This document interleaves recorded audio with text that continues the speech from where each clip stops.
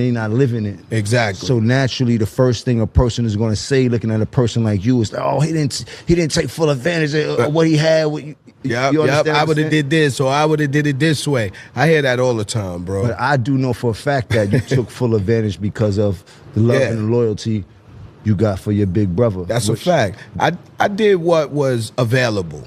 You know what I'm saying? I didn't try to overstep or offend because, like I always say, I wasn't the only one. It was a long list. You know what I'm saying? I had to play the background and wait for my turn. You know what I mean? It was Sauce Money. It was Jazzo. It was Christian. They had Rel. And then it was Jay trying to pop off. So it was like, yo, I got to just sit there patiently and anxiously waiting. Everybody talks about the benefits of being next to a superstar, but nobody talks about the pressure. For years, people have debated whether Memphis Bleek really took full advantage of standing next to one of the greatest artists in hip-hop history in Jay-Z. Fans look at the charts, the business deals, the Rockefeller era, and they always ask the same question. If you were that close to Jay-Z during the biggest run in hip-hop, why didn't you turn that into even more money, more records, and a bigger career? But Memphis Bleek just gave one of the realest explanations about that entire situation. And it changes the way you might look at it. Now I'm about to play this clip for y'all. But before I do, I just need y'all to like, leave y'all thoughts down below in the comment section, and subscribe. Let's get into it. Same to you, my brother. I've been watching your moves. Word up. Seeing the things you've been doing. I don't even know where to start with all the history we have and Word things up. like that. But before the history, I knew who Memphis Bleek was. Right?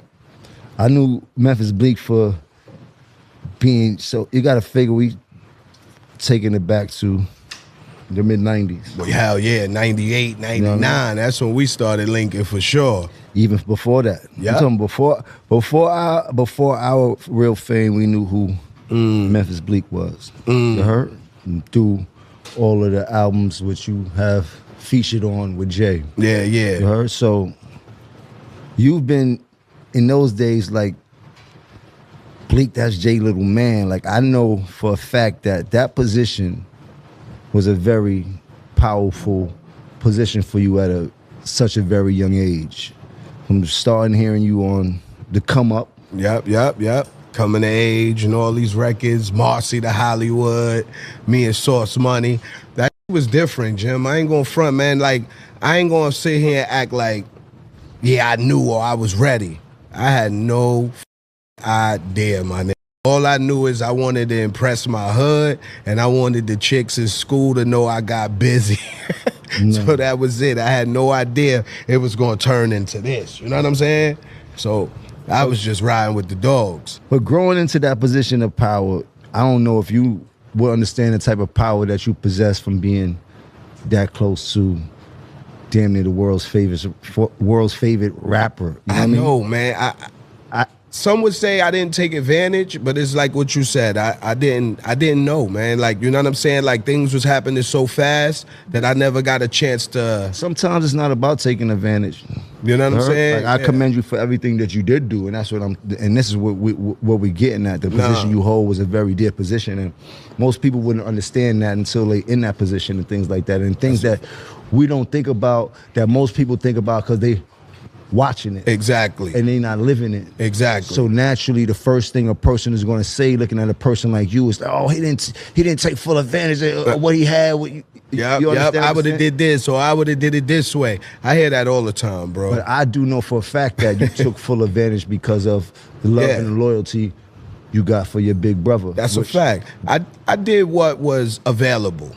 You know what I'm saying? I didn't try to overstep or offend because, like I always say, I wasn't the only one. It was a long list. You know what I'm saying? I had to play the background and wait for my turn. You know what I mean? It was Sauce Money. It was Jazzo. It was Christian. They had Rel. And then it was Jay trying to pop off. So it was like, yo, I got to just sit there patiently and anxiously waiting.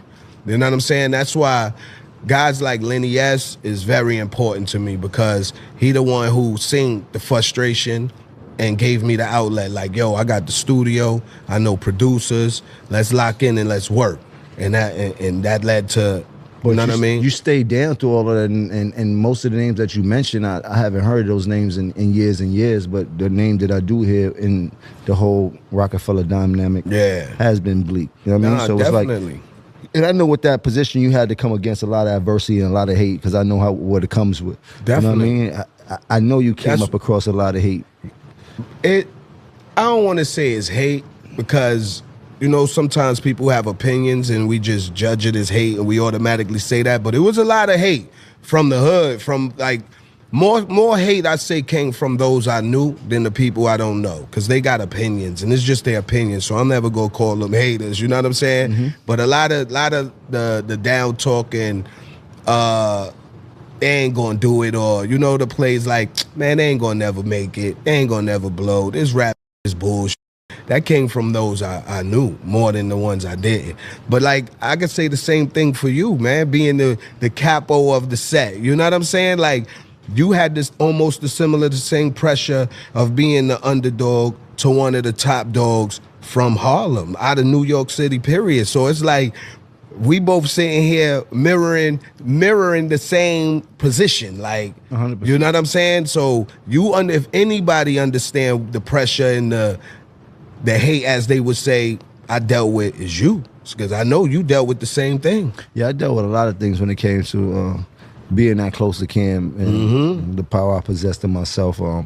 It came with a bunch of a lot of things, especially from people that are close to you, or people that you do know and things like that. Those are the people who usually show their hand first. You know what I mean? Usually show the hate or the discomfort, or usually show. You know what I mean? So, and I had to learn how to deal with that. I mean? It took me a long time to learn how to deal with that, because I didn't understand where it was coming from or where it was stemming from. Because there was some people that I did things for that they couldn't imagine. They couldn't even pay me back to this day. And it was like, even those people.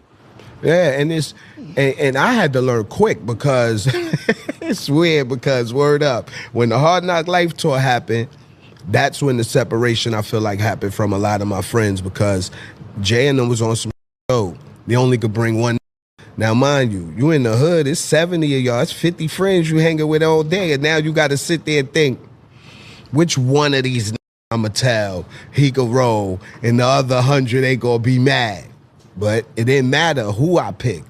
It would the results would have still been the same. You know what I'm saying? So I felt like when I came back off that tour, the welcome home wasn't the welcome back May song. Trust me.